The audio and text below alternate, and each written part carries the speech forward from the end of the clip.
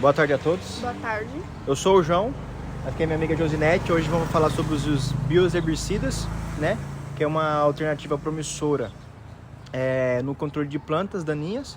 E eu vou fazer uma entrevista agora com a Josi, para ela se apresentar. A Josi se apresenta. Meu nome é Josinete, eu sou estudante de agronomia e, como o João falou, vamos estar conversando sobre esses bioherbicidas que são tecnologias tão inovadoras aí. Primeira pergunta, Josi, o que são os bioherbicidas e como eles se diferenciam dos herbicidas químicos convencionais, como a gente pode dizer assim? Bom, os bioherbicidas, então, como dito, são tecnologias novas que foram inseridas aí há pouco tempo no mercado e são produtos, no caso, biológicos, utilizados para controlar plantas daninhas. Eles são formulados a partir de organismos vivos, ou seja, pode ser fungos, bactérias, enfim.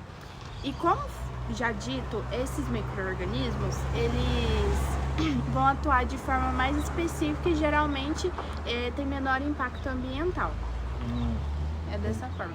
Produzindo fitotoxinas. Perfeito. Agora a segunda pergunta, Josi, quais são os principais organismos usados na formulação dos herbicidas? Quais os mais comuns que a gente pode encontrar e os mais abundantes? Os mais comuns, no caso, são fungos, como já dito. Um exemplo é o coletótreo, alternário e até mesmo o fusário também é utilizada. Além de bactérias também, como, por exemplo, as pseudomonas, xantomonas. E esses organismos, eles produzem, como já dito, fitotoxinas, que afetam seletivamente as plantas daninhas. Ou seja, não vai pegar a cultura comercial de interesse, somente aquelas plantas daninhas. Só a planta-alvo, né? Perfeito. Outra pergunta, continuando. Em quais culturas agrícolas dos bioherbicidas tem sido mais utilizado? Tipo assim, quais a gente consegue mais utilizar? No caso, eles têm sido aplicados bastante em culturas de soja, de milho, algodão, hortaliças também é bastante utilizado, principalmente em sistemas de produção orgânico, o qual eles não podem utilizar os defensivos agrícolas oriundos de moléculas químicas, né? Então, o de baixo uso de químicos realmente, quando não podem utilizá-los, inserem essas biomoléculas. Quais são as vantagens do uso dos bioherbicidas para o meio ambiente e para a nossa saúde humana ali, que está envolvida no dia a dia? Então, no caso, por eles serem biodegradáveis e justamente seletivos às culturas ali de interesse nosso, eles reduzem a contaminação do solo e também da água, além de apresentarem também um menor risco à saúde dos aplicadores e também de quem vai consumir. E justamente é por isso que tá vindo, né, e sendo tão utilizado. Perfeito, Josi. Muito boa resposta. Os herbicidas funcionam da mesma forma que os herbicidas sintéticos? Você consegue diferenciar para nós? Como que é o modo de ação dele? Não, né? Eles não... Enquanto herbicidas químicos, geralmente, eles agem diretamente processos fisiológicos da planta. Os bioherbicidas, eles já não vão causar infecções, eles vão, aliás, causar infecções e liberar toxinas naturais, que acaba inibindo o crescimento dessa planta daninha, o que também ocasiona a morte desta. Então, é dessa forma que eles vão agir. Perfeito. E são bem diferentes.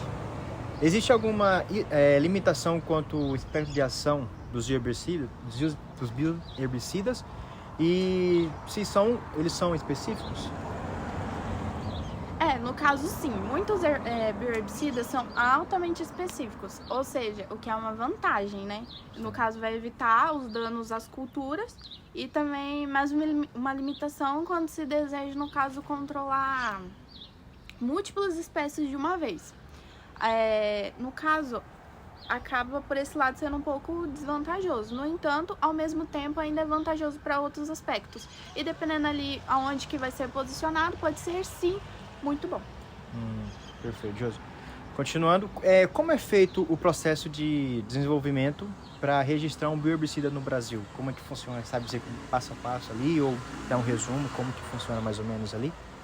No caso, a primeira coisa que vai ser feita é o isolamento, né, do micro-organismo, pois, como já dito, são moléculas não, são organismos vivos, né? Após isso vai assegurar a eficácia, a produção em larga escala, vai virar aprovação aí, que é um processo rigoroso pelos órgãos reguladores, como a MAPA, Anvisa e até mesmo IBAMA. Então passa por todo um processo que não é tão rápido como eu estou falando, é algo mais, né, demorado. E quais são os principais desafios enfrentados assim para a indústria para produzir esses bioherbicidas em larga escala, assim como está chegando agora, né? Então, a produção em larga escala vai requerer condições específicas de cultivo, a estabilidade do produto, né? Formulações eficientes, custos competitivos e até mesmo em relação também aos herbicidas químicos, né? Então vai ter vai ter que ter todo um ambiente assim para controlar. Hoje em dia há muita resistência das plantas daninhas aos produtos convencionais que a gente utiliza. Nos bioherbicidas, ajuda a combater esse problema que existe hoje na nossa lavoura? Sim. E como possuem mecanismos de ação diferentes dos herbicidas sintéticos, acaba que eles podem ser utilizados também em conjunto ali a rotação, né? A rotação desses produtos. Ou então até mesmo a associação para reduzir o risco de resistência. Então, assim, se ele combinado a uma outra técnica ou então a um outro produto, pode sim auxiliar muito nessa questão. A partir do momento que a gente aplica os herbicidas no solo, você sabe falar como ele se comporta ali após a aplicação? Como é que ele age? Eles, no caso, vão se decompor naturalmente, sem deixar resíduos tóxicos. E a persistência é que geralmente baixa no solo, né? O que diminui o risco ambiental. Não vai haver um carry-over igual talvez haveria com um produto químico. Com associação, né? Isso. Tá. É possível a gente integrar o manejo do bioherbicidas ao manejo integrado de plantas daninhas, no caso de controle ali, que a gente consegue? Sim. Os bioherbicidas, eles são ferramentas normalmente complementares, né? Não é muito utilizado sozinho assim, é complementar a esse manejo.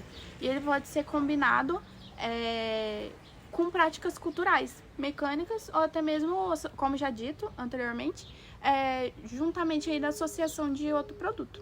Assim, você vendo hoje nos produtores que a gente se encontra aqui, você sabe mais ou menos como é que está a relação, a aceitação deles com o produto do bioherbicida?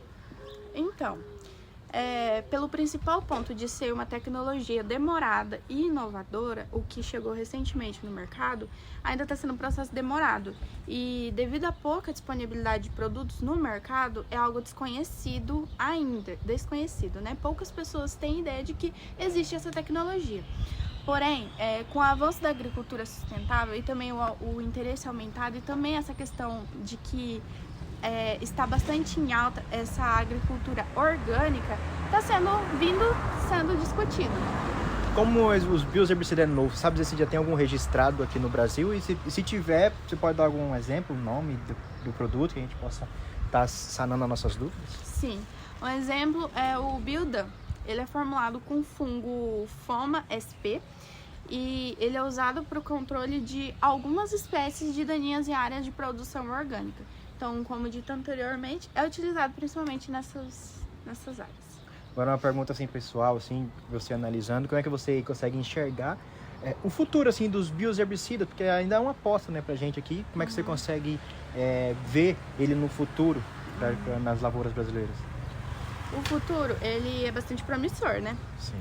A demanda por produtos naturais, a resistência, químicos e a necessidade de reduzir impactos ambientais acaba sendo bastante discutido, o que acaba também impulsionando o desenvolvimento dessa tecnologia, que vem sendo tão discutida atualmente, né? Visando também a sustentabilidade, que é um dos pilares do agro. Então, acredito que vai ser promissor. Para a gente encerrar, Josi, assim, qual a conclusão que você deixa sobre os bioherbicidas, né? Sobre as pessoas que vão manejar ele, e o que você deixa para o pessoal? O principal ponto é ter conhecimento, estudar e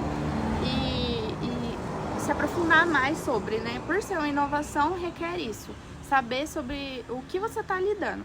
E ele acaba representando também uma ferramenta importante, né, para a agricultura, como já dito, para uma agricultura mais equilibrada, mais consciente e visando aí o principal pilar do agro, que é a sustentabilidade e E é isso. Pessoal, obrigado. Esse foi o vídeo. Espero que tenham gostado. Até a próxima. Tchau. Até mais.